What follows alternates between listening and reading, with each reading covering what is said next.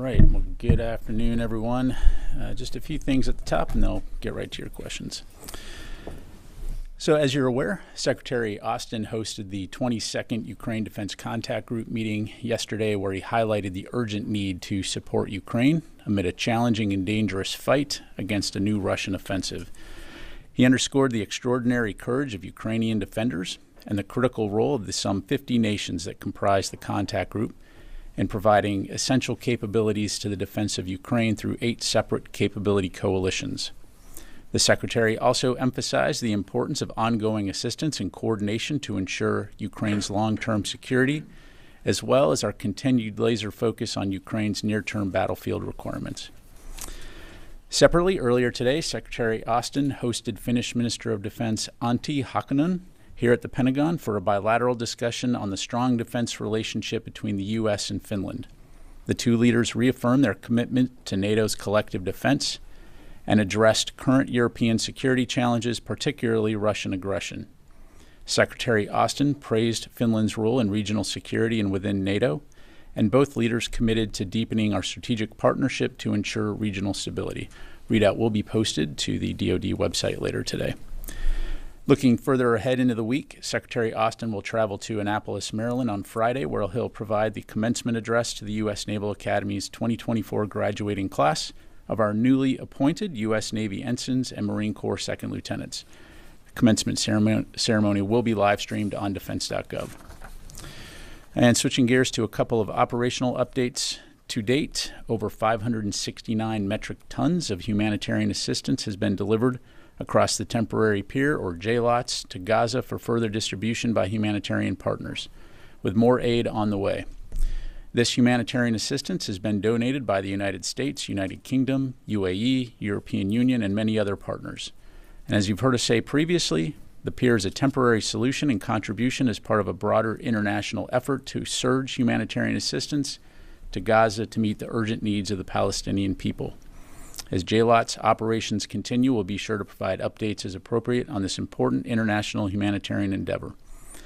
And finally, 4 U.S. Air Force B-52 Stratofortress aircraft and deployed airmen began a routine bomber task force deployment to the U.S. European Command Area of Operations this week.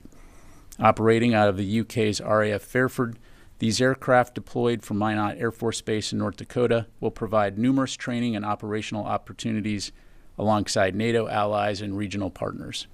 This deployment underscores the U.S. commitment to NATO's collective deterrence and defense of the Euro-Atlantic region against hostile actors.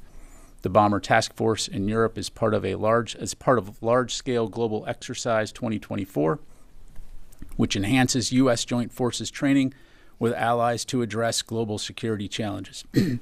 Excuse me. For further questions, I'd refer to U.S. European Command Public Affairs.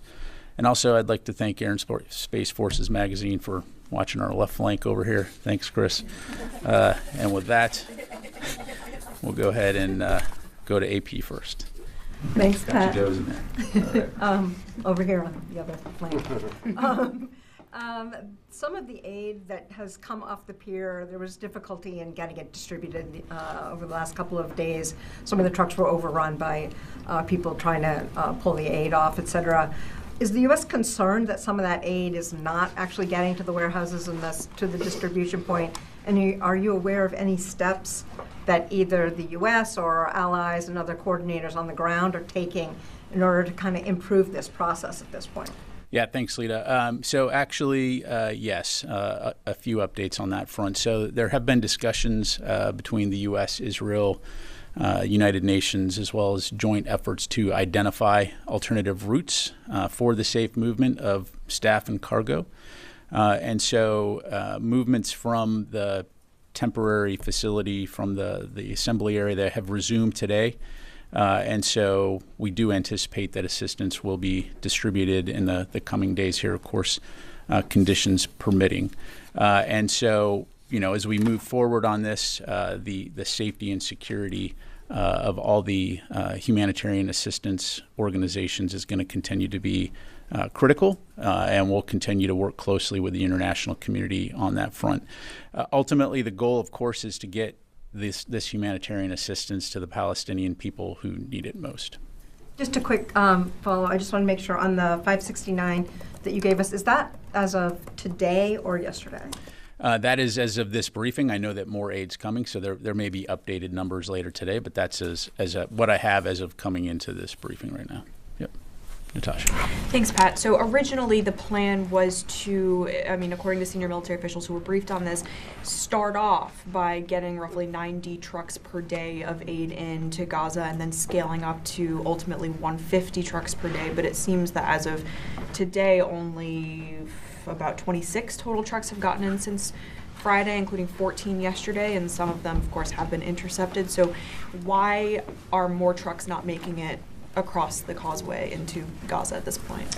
Yeah, so a couple of things, Natasha. So first of all, I would emphasize, a key point that you just made, that is aid is flowing in, and that's additional aid for the people of Gaza, and so that's a very good thing.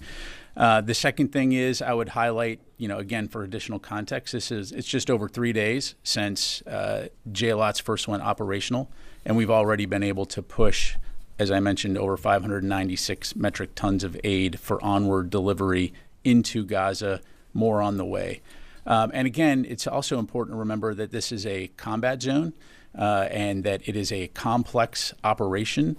And so, we've been very clear from the beginning that we're going to take a crawl, walk, run approach to make sure that we are implementing this system in a way where we're working out the processes, the procedures, and including taking into account the security conditions. So I think you're going to see, as we work together, the amount of aid increase and the ability to get it distributed increase. But we never said it was going to be easy. Again, the circumstances that we're dealing with here are challenging. But the bottom line is that we're taking action now, and we're focused on what we can do to help save the lives of those in Gaza who need this aid. And so that's what we'll continue to stay focused on. Is aid kind of waiting to flow across the causeway? Is DoD essentially holding back the number of trucks because there's not the logistical? No. So aid as we've talked about, aid will be delivered to the floating pier, then transported via logistic support vessels, delivered to the causeway, and then put into assembly areas on shore. And that's where NGOs pick up that aid and then further distribute it. So to my knowledge, there's no stoppage. Again, as we mentioned, this is going to be a crawl, walk, run approach, and you're going to see those numbers increase in the days ahead. Let me go to Laura, and then I'll come to Tom. Thank you. I just wanted to follow up on Lita and Natasha's questions. So you say that aid is continuing to flow through, but it's sort of at this very small, slow pace. So is there a backlog somewhere? Like, is aid coming into the marshalling area and then getting stuck there for a while? Or can you explain to us where all this aid is right now? The aid is in the assembly areas onshore, right? So it's taken. So the military, the U.S. military, is delivering it to the causeway. It's then taken by non-U.S. contractors, driven over onto shore, put into an assembly area, which is where the NGOs that are supporting this effort pick it up and take it for onward distribution. But as I mentioned, via some discussions that have happened, again, as we work out processes and procedures, alternative routes for the safe movement of that cargo have been established, and aid is now being taken from those assembly areas to warehouses for further distribution throughout Gaza. So when you say that 569 metric tons have gotten in, do you mean that they've gotten That's out, what we out? brought to, that's correct. That's what we have delivered onto the shore for further distribution elsewhere throughout Gaza. Okay, I see. Okay, and let me go to Tom, and then we'll The 569, can you give us a breakdown, how many trucks that is? And also, how many trucks were sort of overwhelmed by people just grabbing the humanitarian aid? And finally, on the causeway itself, who's providing security for that causeway? Is it the Israelis? Is it private security? Who is that entity? Yeah, so a couple things there, Tom. So first of all, I would caution you around getting focused on the number of trucks that are going back and forth from an LSV to the shore, right? It's a continuous circuit, so the focus is on the amount of aid. The amount of trucks is irrelevant to the amount of aid that's going to be delivered, out into the communities. And again, let's differentiate between the trucks that are taking it from the end of the causeway to the assembly area. It's two different things, right? Once it gets to the assembly area, it will be loaded onto trucks, and that is managed by the NGOs that will then take it off to other warehouses throughout Gaza for further distribution. Okay, so there's that piece. So when I'm talking about over 596 metric tons, that is what the U.S. military has been able to deliver to the end of the causeway and then taken by contractors into the assembly area. In terms of security, so it's a multi. I'm not going to get into super specifics here, but it's multi pronged. You've got the Israelis, of course, providing security on the shore, also at sea, and you also have U.S. military personnel that are able to defend themselves if they needed to, although they're not obviously going onto the shore. And then you also, in the maritime area there, have U.S. destroyers that are also patrolling and able to provide security.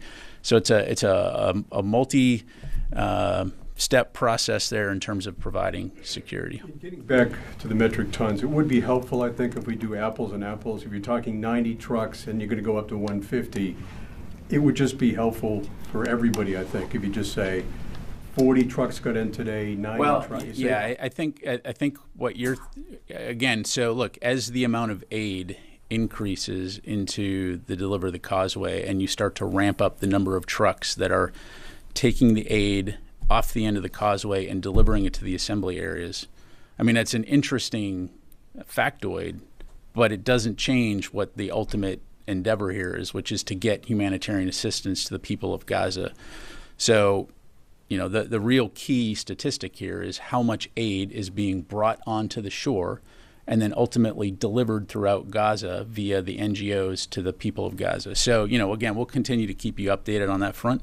I think what you'll see again is as this pier continues to move towards full operational capability, you'll start to see more aid coming in, and you'll start to see the numbers increase in terms of the amount of aid that's brought into the assembly areas. Lastly, on the truck issue, how many were overwhelmed by Palestinians grabbing this stuff, do you know? I've seen the reports about civilians along some of the transportation routes out in Gaza. Again, importantly, this is not in the causeway, it's not in the assembly areas, it's out in Gaza.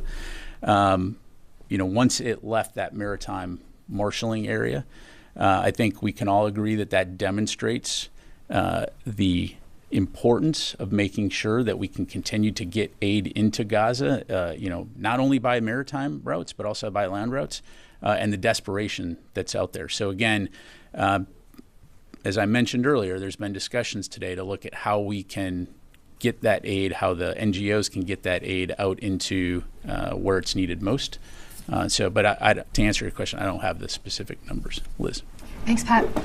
Israeli officials seized camera equipment belonging to the Associated Press. They said the AP violated a new media law. Does the U.S. support that move?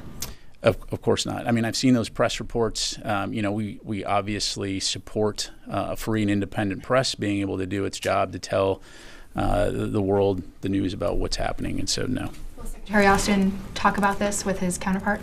I'm not going to get ahead of any discussions that we have, but again, from a DoD standpoint, we've been very clear on our support for a free and independent press. Yes, sir. Since you were holding down the fort over here. I'm proud to be joined by all my colleagues. Now that JLOTS is in place, is the plan to continue U.S. airdrops for a period of time? The airdrops have been primarily in northern Gaza along the shore where JLOTS is generally in place. So will there be any adjustments to the airdrops, such as new drop zones to reach different parts of Gaza? Is that under consideration? Yeah, I don't have any announcements to make in terms of changes today, Chris. Certainly, as you highlight, airdrops are an option that we have used and are using, but I don't have any announcements to make in terms of any shifts on that. If we do, we'll obviously keep you posted. But that's, for the time being, that's planned to keep going, the airdrops. Yeah, it's an option that we have available to us, and we've done airdrops. Again, whether that continues well into the future, it will keep you posted. Okay, let me just go to the phone here real quick. Idris from Reuters.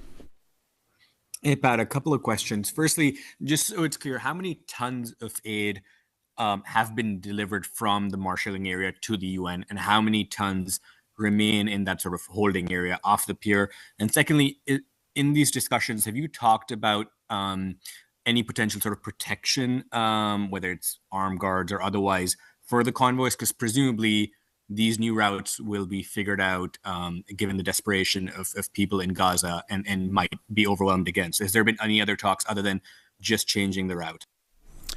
Yeah, thanks, Idris. So, as it relates to the aid deliveries by the NGOs that are supporting this, I'd really have to refer you to USAID. I just don't have those statistics with me right now. As mentioned, we are tracking that movements have begun to put additional aid, put some of that aid into warehouses for onward distribution within Gaza. So again, I'd have to refer you to USAID on that front. And then similarly, as it relates to providing security for those NGOs, that again is a topic that really comes down to the preferences of those NGOs. As I mentioned, there continue to be ongoing discussions with Israel, with the UN, and the groups involved in terms of how best to support them when it comes to ensuring that aid can be distributed. And as I mentioned, one of those approaches is using alternative routes. But it's really best for them to talk about their preferences in terms of how they prefer to have security as they conduct their routes. Again, obviously U.S. military is not involved in that particular piece in terms of escorting. We don't have any forces on the ground, but obviously something that we're continuing to monitor. But again, I'd refer you to USAID on that one. Let me go to Jeff Schogel, Task and Purpose. Thank you. Just a quick clarification first, 569 or 596 metric tons. And the second is an expert has said that the Russians now have 510,000 troops involved in the war with Ukraine. The expert is from the Royal United Services Institute. I'm wondering, can DoD confirm that number or say that's about right, 510,000? Yeah, thanks, Jeff. So to clarify, it's 569 metric tons. If I said 96, I apologize. It's 569. And then I'm sorry. Can you say your second question again? Sure. An expert with the Royal United Services Institute has estimated the Russians now have 510,000 troops involved in the war in Ukraine, which is much more than was part of the initial invasion. Can DoD say, does that sound right? Yeah, thanks, Jeff. So I don't have a specific number to provide other than to say, that we do know that there's tens of thousands of Russian forces inside Ukraine, continuing to, depending on where they're located, down near Kharkiv, of course, they are conducting a renewed offensive, making some small gains. And then, of course, forces along that whole forward line of troops. But I'm just not able to provide a specific number for you. Thank you. Let me come back into the room. Yes. Thank you. Staying in the region, can you please confirm, General, that the United States military was asked to assist with the Iranian search and rescue operations on Sunday? So I'd have to refer you to State Department on that. I know from a DoD standpoint, we're not requested to provide any support. No, so I'd refer you to State. I believe they had some comments to that effect, but I don't have anything. If I can have a follow-up, the fact that it was a Turkish surveillance drone of a NATO country that ended up locating the crash site of the Iranian presidential helicopter, what does that say, do you think, about Iran's capabilities in the region, that they couldn't even locate their own presidential helicopter? Yeah, I appreciate the question. I'm, not going to comment on what their search and rescue capabilities are or not. Certainly it's not unusual to request assistance from neighbors in these types of situations, and so, I just leave it there. Let me go to Janie, and then I'll come back to this side of the room. Thank you, General. on the Russia and the China. Russian President Putin and the Chinese President Xi Jinping said during their meeting last week that they oppose threatening actions in the military field by the United States and its allies. And the Russian Foreign Minister Lavrov said again today that United States and its allies are escalating tensions on Korean Peninsula, provoking confrontation with North Korea. How will the Pentagon reaction to this? Well, I'm not going to comment on anything said by the Russian foreign minister. What I will do is highlight that the peace, security, and stability that the U.S. ROK alliance has brought to the region and beyond, despite the provocations and rhetorical threats that are emanating from the DPRK, really are a testament to the relationship that our two countries have, and towards the efforts that the U.S., ROK, Japan, and other allies and partners in the region have really done over many, many decades to uphold stability and security throughout the region. So we're going to continue to work with our allies towards that end.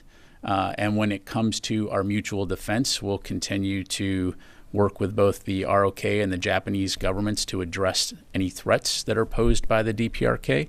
And of course, as we've always said, that we encourage the DPRK to return to substantive discussions on identifying ways to manage those risks and to create a lasting peace on the Korean Peninsula. But, how can you say about President Putin and President Xi Jinping, who do not point out North Korea's continued missile launch and dangerous behavior? Again, I think the relationship that we see developing between North Korea and Russia is certainly concerning. And I think we see in many ways, Russia looking to help bolster its ability to conduct its illegal and aggressive campaign in Ukraine. And so, I just think it's indicative of the situation that they find themselves in. But again, what we're going to stay focused on is regional security and stability, not only in the Indo-Pacific region, but also throughout Europe. And we're going to work with our like-minded allies and partners to prevent broader conflict and, again, try to send a strong signal that the kind of bullying and provocative behavior that we've seen from Russia as it relates to Ukraine is not acceptable. All right, let me move on. Konstantin. Thanks, Pat.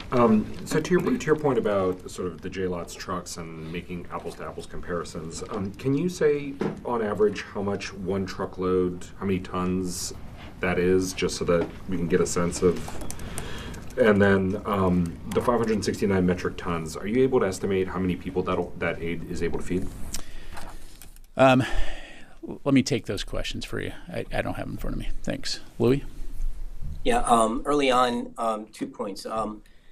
Early on, when the United States announced JLOTS, from the podium, it was said that between 90 to 150 trucks equivalents that would ramp up to, or be the same as 2 million meals a day. Are you stepping back from those comparisons that you make based on your new comment today that you're not going to get? Yeah, because what we're talking about here is a capability. And again, I think if we, and again, I fully understand the interest in the statistics and, and that all makes sense. And again, we'll continue to provide that information.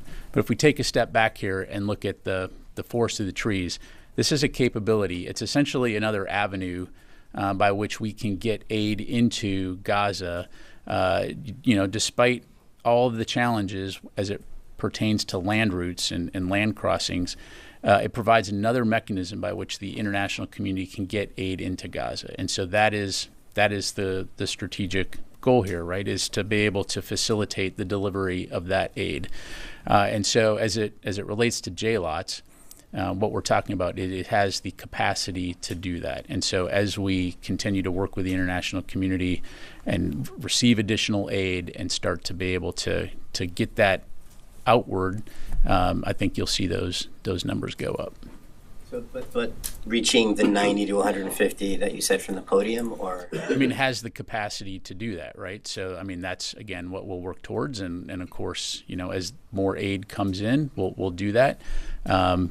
Obviously, you have to pick up the aid from Cyprus, and that aid has to be there. And so, again, as we continue to work with the international community and partners that want to use that avenue of approach, so to speak, it'll have the capacity to do that. And the other topic, at the United Nations, U.S. representative at the United Nations talked about how last week Russia launched an anti-satellite weapon potentially into the same altitude as an American satellite. Is this a concern? Can you confirm that information is presented at the United Nations? And what is the message, if you have a comment? Yeah, so what I'm tracking here is on May 16th, as you highlight, Russia launched a satellite into low Earth orbit that we assess as likely a counter space weapon, presumably capable of attacking other satellites in low Earth orbit. Russia deployed this new counter space weapon into the same orbit as a U.S. government satellite, and so assessments further indicate characteristics resembling previously deployed counter space payloads from 2019 and 2022. And so, you know, obviously that's something that we'll continue to monitor. Certainly, we would say that we have a responsibility to be ready to protect and defend the domain, the space domain, and ensure continuous and uninterrupted support to the joint and combined force. And we'll continue to balance the need to protect our interests in space with our desire to preserve a stable and sustainable space environment. Does it pose a threat to that government satellite, the U.S. government satellite right now? Well, it's a counter space weapon in the same orbit as a U.S. government satellite. So, yes, sir. Yesterday we heard from the Secretary on his views about striking targets in Russia with American weapons. But can you explain why Ukrainians cannot use those capabilities to strike back and respond to these attacks that come from Russian territory? I mean, we know that the Pentagon does not support that, but what's the reasoning behind this approach? Well, you know, look, as the Secretary highlighted, you know, our policy hasn't changed. We are focused on providing Ukraine with capabilities that it needs to defend itself within Ukrainian sovereign territory. And so, you know, we understand that. We're going to continue to have those conversations with our Ukrainian partners, as well as our international allies and partners, when it comes to the kinds of capabilities to include air defense that Ukraine needs to defend itself. So I'm just going to leave it there. Air defense. Secretary also said that aerial dynamic is a little bit different. So could you please clarify this commentary? Does this mean that restrictions do not apply to air defense and Ukraine basically can strike targets that are in Russian territory with those air defenses? Yeah, so, you know, again, as the Secretary highlighted, I'm not going to get into picking apart a bunch of different scenarios. Again, the strategic intent here is enabling Ukraine to defend itself and defend its sovereign territory. And so, you know, if and when we have anything else to provide on that, we certainly will. But I'm just going to leave it there. Yes, sir. Thank you very much, General. My first question is about this lady, Dr. Afia Siddiqui. She has been in the U.S. prison for the last 15 years. She was accused of killing U.S. soldiers in Afghanistan, but no U.S. soldier was killed. A U.S. lawyer, British-American lawyer, Clive Stafford Smith, went to Afghanistan just last week to provide some more evidence that she had no role or she's innocent.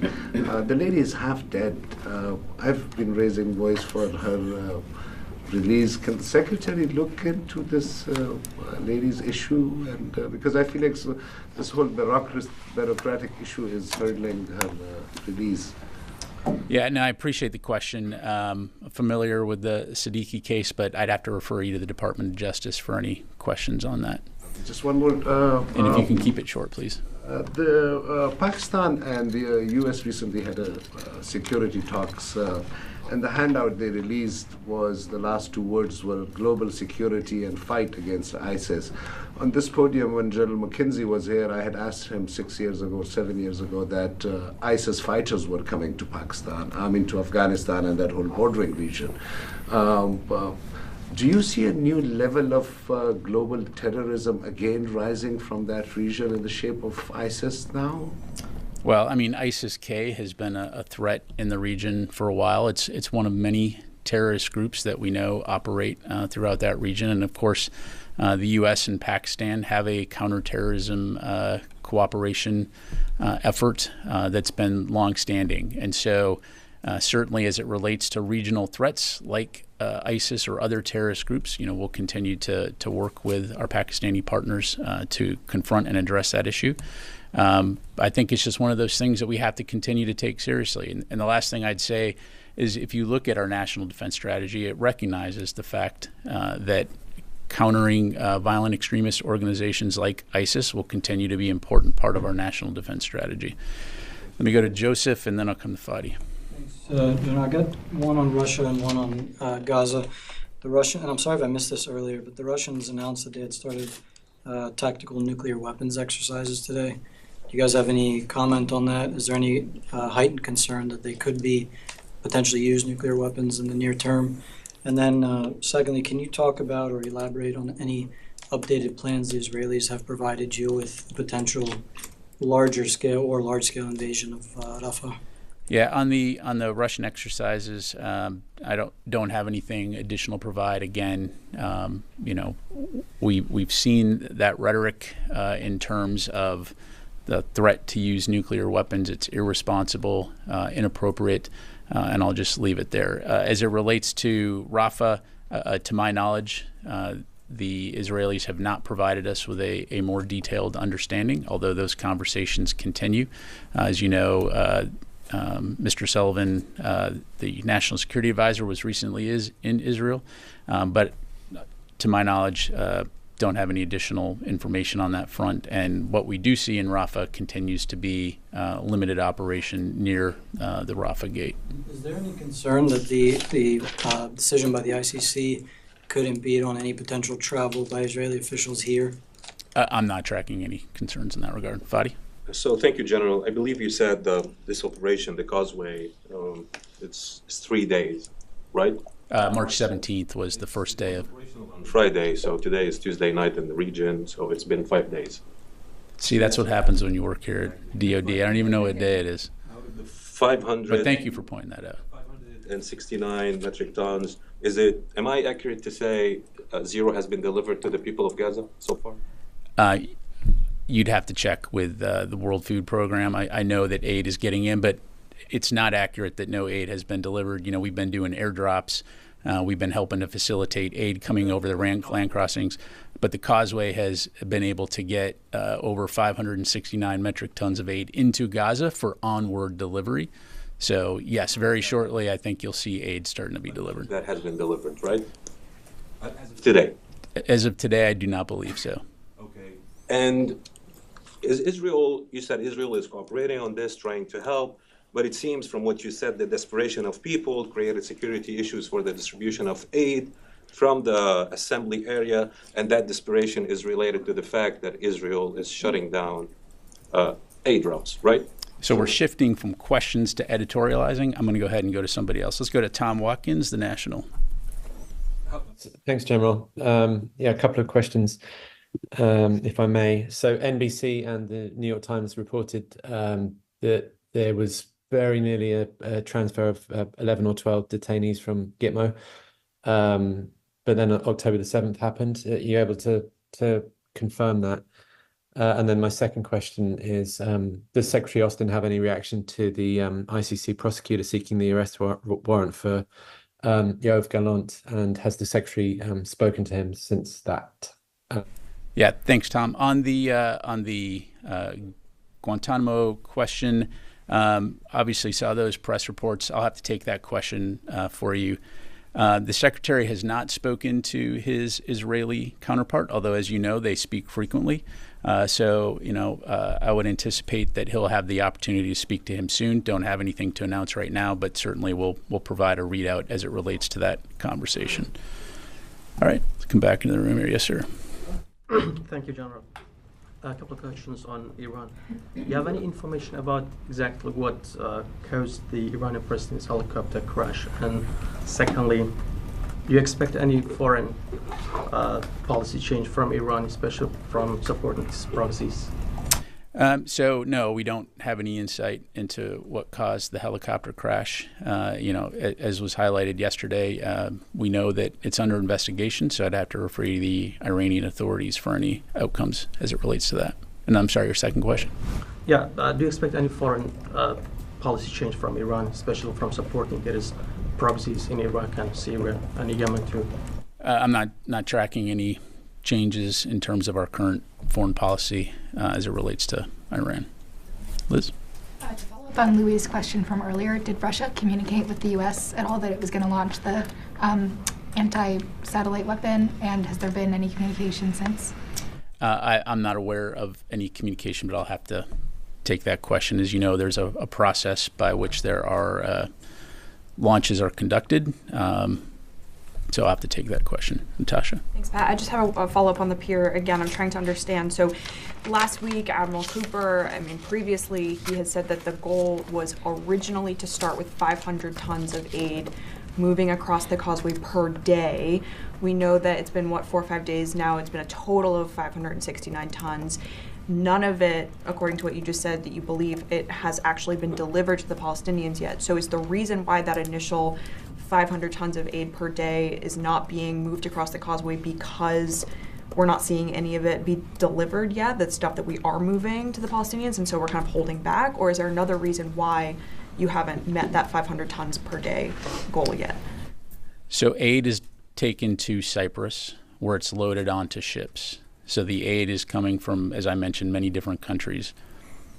That aid is then put onto larger ships and taken to the floating pier. So again, part of that is going to be the amount of aid that is available to load onto those ships, taken to the floating pier, and then transloaded to the causeway.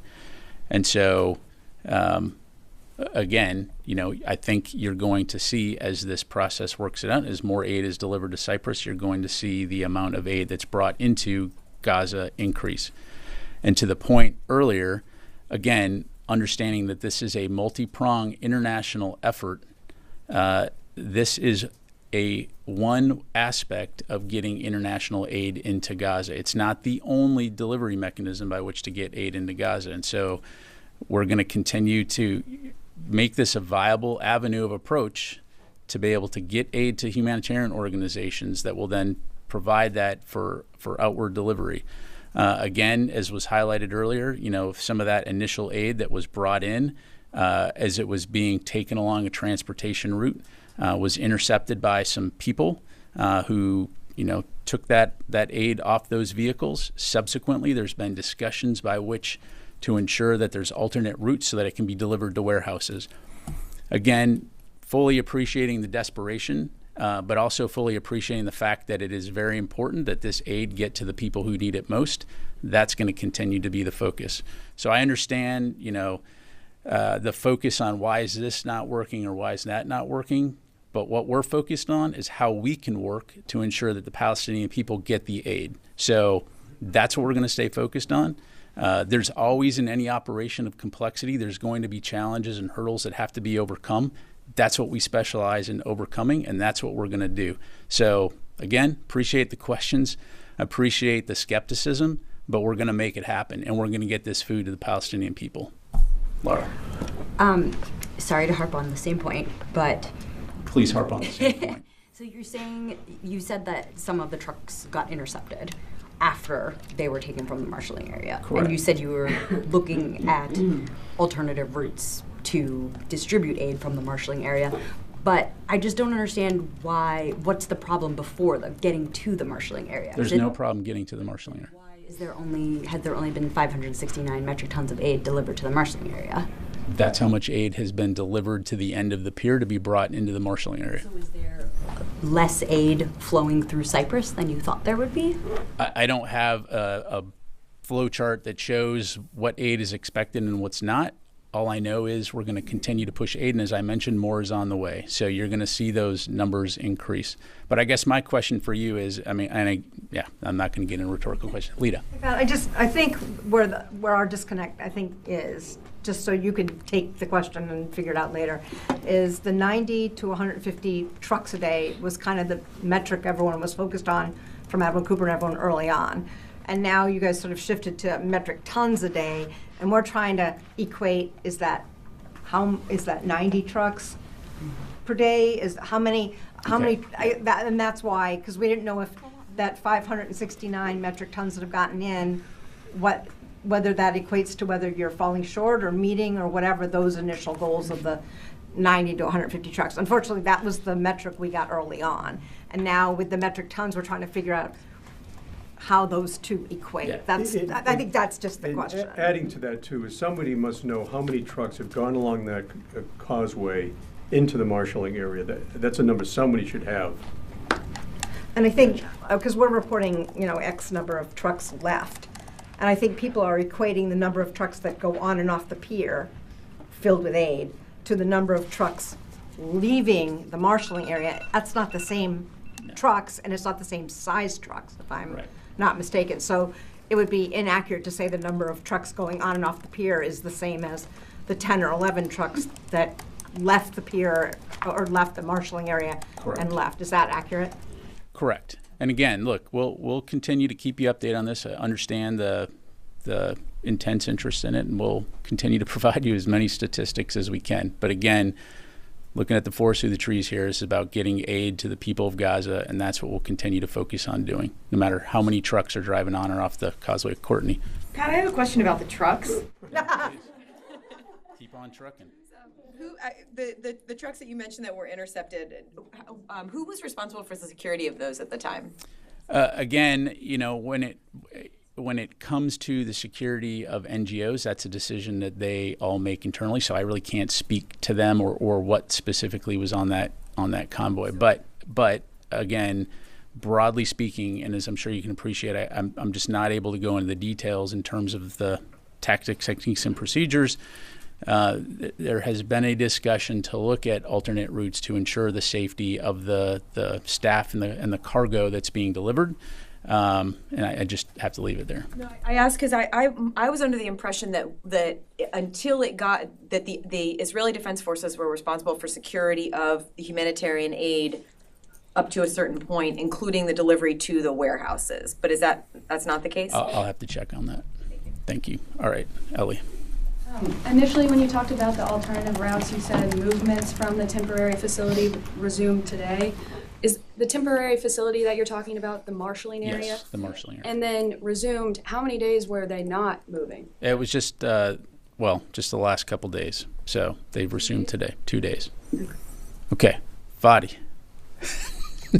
Thanks for shutting me down before and for the opportunity again. No, that's all right. I apologize. Go ahead. No apology. It just hurt my feelings. Mine too. Mine too. Serious question. What I'm getting at is this was supposed to supplement the aid effort.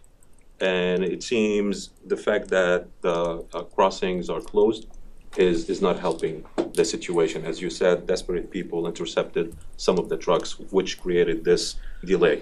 Can you highlight or update us on the latest effort by the department, by the secretary, with the Israeli counterparts on the land routes, and where are you in that effort right now? Are you hopeful that we will see the crossing into Rafah, Karam Salim, Eretz open and functioning fully soon? So this is an ongoing effort, not only with the Department of Defense, but across the U.S. government in terms of talking with the Israelis and other partners in the region to maximize the throughput of aid through the land crossings to include Rafah. And so, I can assure you that is a conversation that the Secretary has had with his Israeli counterpart and will continue to have, as well as other partners in the region. Most recently, as he mentioned, his Egyptian counterpart. So we fully appreciate and recognize that land routes are the optimal way to get aid. And to answer your question, am I optimistic? I'm an eternal optimist, so I will remain optimistic that we will be able to see the Rafah gate open and that we'll continue to see aid getting in. And along those lines too, I mean, this kind of gets back to the reality of, again, we're talking about a combat zone here with many people in a challenging and desperate situation. And so in the same way that, logistically there have been challenges with the land routes, going forward, even with air routes, there's always logistical challenges. And so, we shouldn't be surprised from time to time as the JLOTS goes forward that there are going to be challenges. But again, as we've done elsewhere, we will find a way to make it happen, and we will find a way to get aid over the maritime corridor and to the people in Gaza. And so, again, this is not a sole U.S. military effort. It's an interagency effort. It's an international effort, and we understand the desperate need of the Palestinian people right now, and we're going to continue to work to get them what they need. Ro? On Monday, Taiwan's new President Lai was inaugurated and asked China to stop military threats against Taiwan. Since China has been criticizing President Lai as a troublemaker, how much are you worried about the risk of escalation in the Taiwan Strait on the occasion of the presidential transition? Well, thanks, Ro. As you've heard us say, we've urged the PRC not to use the election as a pretext for escalation. And so, we have seen, as I've mentioned previously, and as you and I have discussed, we've seen them used increased naval activity as a pressure tactic to include in the South China Sea. We remain concerned about those kinds of activities. We've raised that directly with the PRC, but we're going to continue to remain committed to open channels of communication to prevent potential miscalculation or risks. And ultimately, at the end of the day, we're going to continue to be committed to work to ensure that Taiwan maintains a self-sufficient, self-defense capability in accordance with the Taiwan Relations Act. Thank you. Take the last question, yes, sir. Thanks, Pat. Just to follow up on the... if you say trucks, I swear I'm coming across this podium. Did the U.S. military have advance notice of that launch in any way? Again, I think that's the question was asked earlier in terms of Russian requirements to do any type of launch notifications. I'm going to have to take that question. Now, and if you're asking specifically about payloads and things like that, I'm just not going to get into intelligence about. You knew there was some type of launch. Well, what I'm saying is that typically when there are launches into space, there are requirements in terms of notifications, international notifications to airmen, things like that. So the question is, did we have advance notice of that launch as it relates to payloads and what we know about and what we don't know about, i.e. intelligence? That is not something I can get into. All right. Thanks very much, everybody. Appreciate it.